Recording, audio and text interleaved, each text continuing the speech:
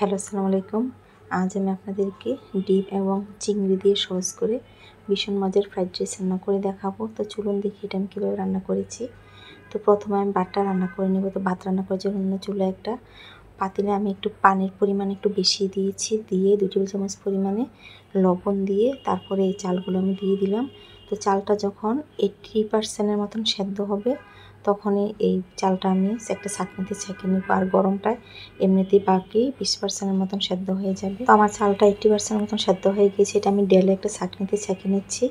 আর এদিক দিয়ে আমি কিছু সবজি কেটে নিয়েছি। এখানে আমি একটা গাজর কেটে নিয়েছি, কিছু একটা ক্যাপসিকাম কেটে নিয়েছি, কিছু পেঁয়াজ কুচানো নিয়েছি, কিছু কাঁচামরিচ কুচানো নিয়েছি। আর এখানে আদা রসুন একসাথে কুচি করে নিয়েছি। এখানে আমি হাফ কেজি চিংড়ি মাছ মাথাটা ফেলে এটা আমি একদম ভালোভাবে খোসা ছাড়িয়ে নিয়েছি।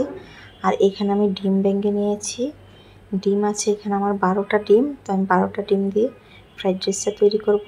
ডিমের মধ্যে আমি স্বাদ মতো লবণ দিয়ে ডিমটা আমি একদম ভালোভাবে ফেটিয়ে নিচ্ছি। এখন আমি চুলায় একটা প্যানের মধ্যে এই হালকা একটু তেল দিয়ে আমি ডিমগুলো দিয়ে দিলাম, দিয়ে ডিমটা আমি একটু ভেজে নিচ্ছি।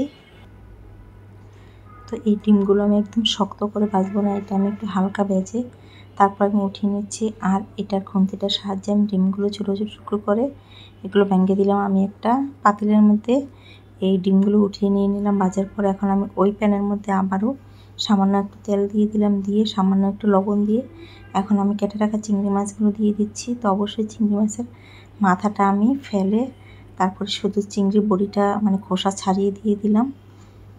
এখন চিংড়ি মাছটা আমি একটু হালকা ভেজে নিচ্ছি। তো চিংড়ি মাছটা আমি ভেজে উঠিয়ে আমি ওই ডিমের সাথে নিয়ে নিচ্ছি।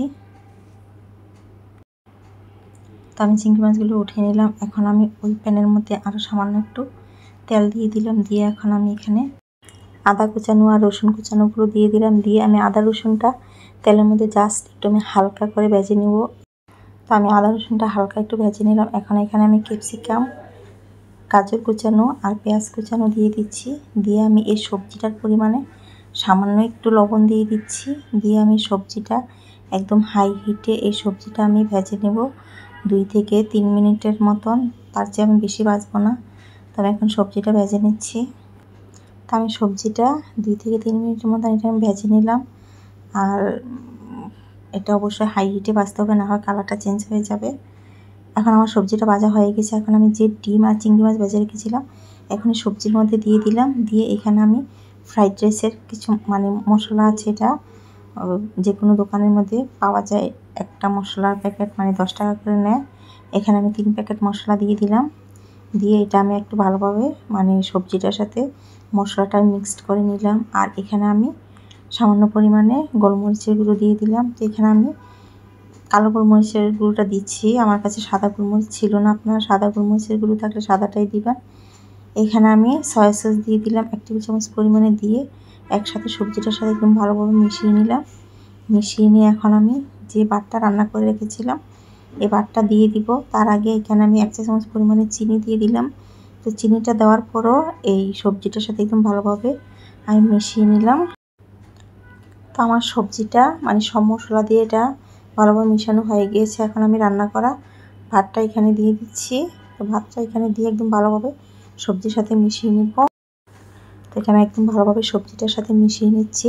আর নামানোর আগে দিয়ে এখানে আমি সামান্য পরিমাণে টমেটো সস দিয়ে দিচ্ছি। টমেটো সসটা দিয়ে একটু ভালোভাবে মিশিয়ে এটা আমি আপনাদেরকে দেখাচ্ছি। আর এর মধ্যে আমার ফ্রাইড রাইসও রেডি হয়ে গিয়েছে।